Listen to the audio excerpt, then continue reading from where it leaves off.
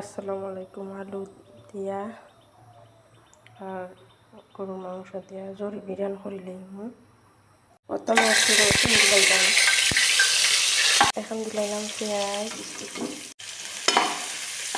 যে বালা টিকানে লাড়িলেই না। এখন দিলাম একটু হলুদের গুঁড়া, একটু ধনিয়ার গুঁড়া, একটু মরিচের গুঁড়া দিয়ে বানাতে লাড়িলেই না। এখন দিলাম মাংস, জরি করা মাংস দিয়ে ভালো করে মিক্স করিলে মশলার লগে দিলাম আলু মাংসের লগে ভালো করে মিক্স করিলে না। কিছু সময় লাগে বাচ্চা দিলাই না, হালকা একটু গরম মশলা দিলাই না,